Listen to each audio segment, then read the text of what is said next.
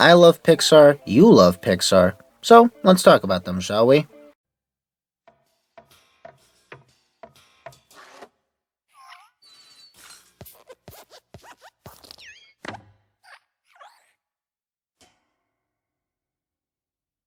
Pixar has played an important part in my childhood and in my life.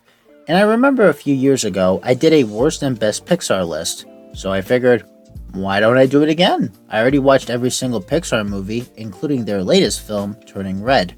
So for this list, I'm going to talk about my least favorite Pixar films, and for the next video, I will talk about my favorite Pixar films.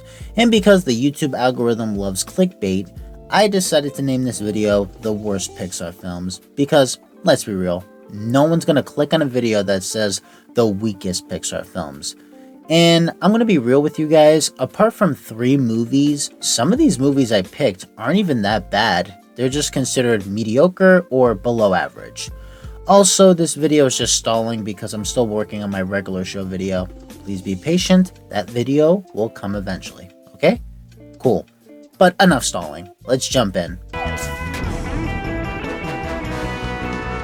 Yeah, Cars 2 does suck alright. The biggest issue with this movie is that it's not entertaining and it's just made for babies.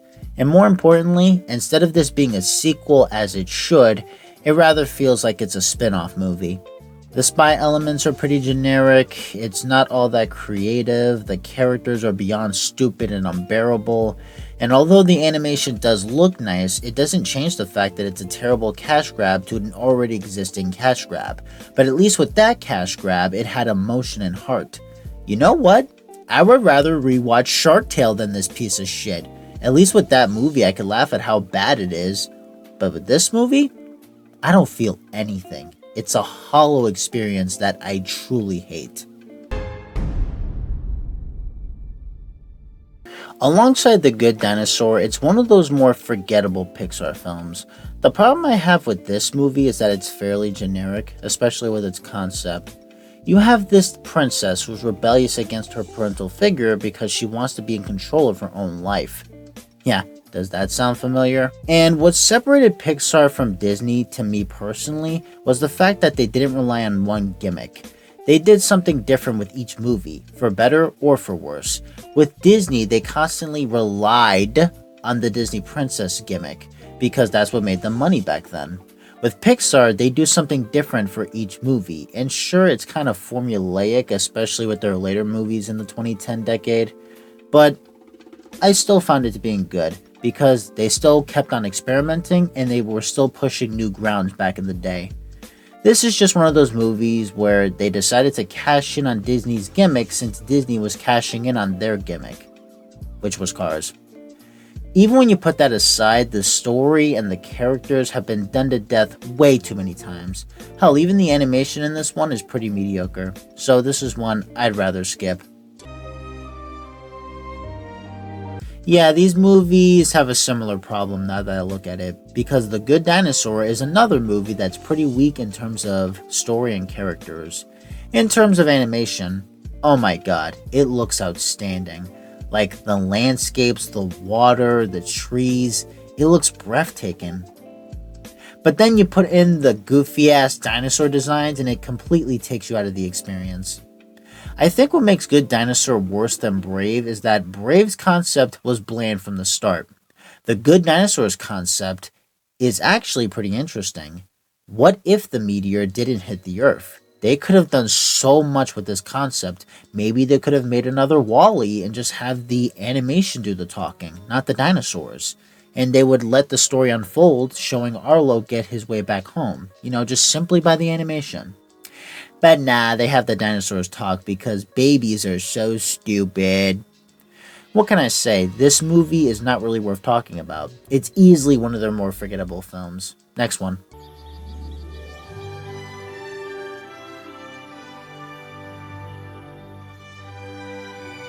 A Bug's Life is another forgettable Pixar film, and honestly, I prefer Ants over this.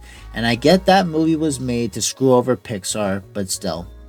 The problem I have with A Bug's Life is that it's boring. The ants are bland, the main character is so forgettable I don't even remember his name, and the whole lie reveal bit puts a sour taste in my mouth. but this one has a bit more pros. For one, I think it's pretty cool that they animated every single ant individually, like they didn't copy and paste. That's pretty neat. The circus bugs as well as the grasshoppers are pretty entertaining. The final battle was fucking incredible, let me tell you that right now. The whole sequence was just amazing. But it doesn't change the fact that I had to get through a bunch of mediocre writing in order to get through it. And yeah, I still do prefer ants over this, as a kid and as an adult. Don't at me. Boy, this movie is so bland and predictable, but at the same time, I have a soft spot for it. On one hand, it does a pretty good job of giving kids a decent idea of what college is going to be like. Not to mention, I think it does a pretty nifty job of expanding the Monsters Inc. universe by introducing a college, and showing how there's a specific science to scaring children. Not to mention, I like how the movie ends with Mike and Sully getting kicked out of Monsters University. And it teaches a solid lesson that you can try your hardest and sometimes you won't always succeed. And that's okay. That's something I very much respect. But on the other hand, it's still fucking basic, even by Pixar standards. The story is pretty generic, especially if you're one of those people that watched a lot of college movies back in the day. Some of the characters are pretty forgettable. Dean Hardscrabble is a petty Dean, getting mad at Mike and Sully for breaking her container, even though it was her fault that she put it there, you dumbass. And not to mention, you have the generic jock that's just a dick, just cuz. And I don't like the fact that they kind of sidelined Randall. I wish he got more screen time. And even with that, I find this one to be weaker compared to Monsters Inc. Next one.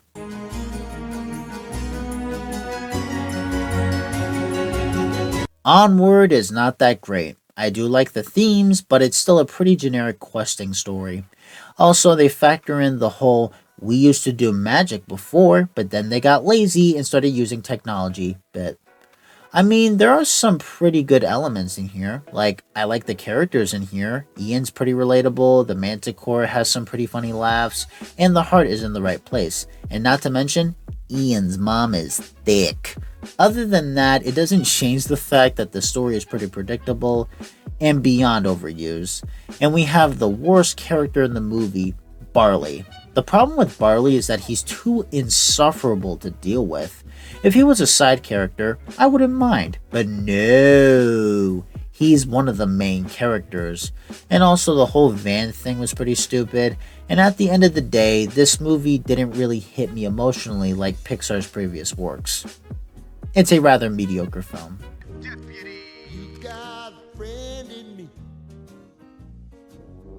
I mean, Toy Story 1 is pretty good for the most part.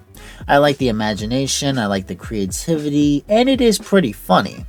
But compared to its successors, it doesn't seem like it says that much. Another issue I have with this movie is that it's pretty uncomfortable to sit through because of Woody. I get it, he has a character arc of learning to overcome his jealousy, but for the most part, he's just so unbearable to watch. At the same time, I feel like it's not that terrible. It's more decent, but it has a lot of issues.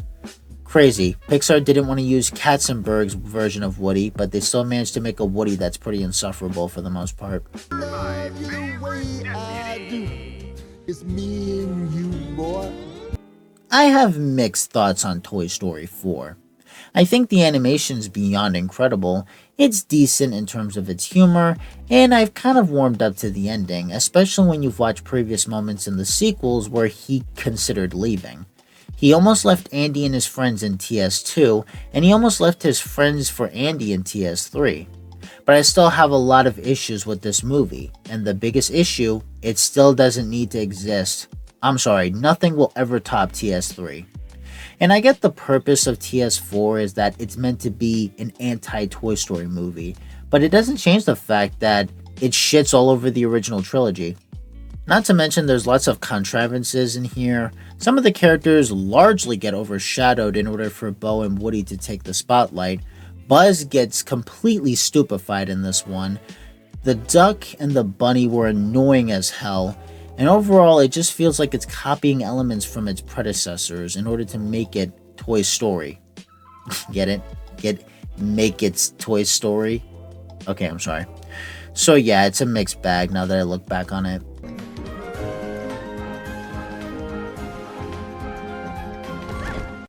They're both on the same radar. Sure, why not? Luca and Turning Red are boring movies. I mean, at least with Turning Red, there are some pretty funny moments in here, and at least with Luca, its kid characters aren't annoying. But that doesn't really say much. The one thing I can say about both movies is that I like their designs. They're completely different from Pixar's previous works. And you know what? I'll give another compliment. I think kids can like these movies. Kids can like Luca, even though it's basically Pixar's version of Little Mermaid, and kids can like Turning Red for its pandering dialogue. Maybe it's just me getting older, but I don't know, man. When I heard some of these lines, I automatically cringed. Kids will get a kick out of it, but as an adult myself, I just found them boring. Out of all the sequels in the 2010 decade, this one pissed me off the most. The fact that we've been waiting so long to get this sequel, and it turns out to be a lackluster installment, is just anger-inducing. It's pretty much the movie equivalent to Kingdom Hearts 3. We've been waiting so long for these bad boys, and they barely delivered when they got here. The first film was a satire of superhero tropes, but the second movie revels in those tropes.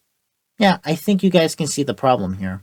Some of the characters are wildly out of character. Apart from Frozone, Violet, and Jack Jack, the villain is a major downgrade compared to Syndrome, and overall I'm just not satisfied with this sequel. Sure, the animation, the music is good, but it doesn't change the fact that I had to get through weak writing and crappily written characters. Pixar, if you're planning on making an Incredibles 3, you better age up the characters. Don't puss out. DreamWorks did it with How to Train Your Dragon, and it was a major success. What's your excuse? You know, I really don't hate Finding Dory all that much, but I still have some glaring issues with it though. I didn't like Marlin snapping at Dory in the first couple of minutes. Some of the side characters, with the exception of Hank, are pretty forgettable. Marlin and Nemo insultingly get sidelined in this one, and not to mention it's just a carbon copy of the first movie. But I can tell that this movie's heart is in the right place. I like how it portrays people with disabilities. Some of the emotional moments in here are pretty powerful. The animation is outstanding, the music is pretty solid, and I will admit that out of all the sequels we got in the 2010 decade, this one was honestly one of the better ones.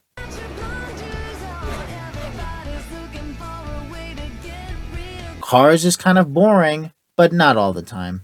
I like Doc as a character, and I also like his background, and it's pretty sad to see that when he got put back together after his crash, and he was expecting a big welcome, they already moved on to the rookies, and he didn't get a chance to show them that he still had it. I like that part of the movie. Too bad we had to get through a bunch of mediocre writing to get to it. You still have to deal with a cocky, arrogant asshole who slowly becomes more humble over the course of the movie. The animation, while not terrible, is pretty basic, and again, it's pretty boring if you take out Doc's elements. So yeah, that's my personal list.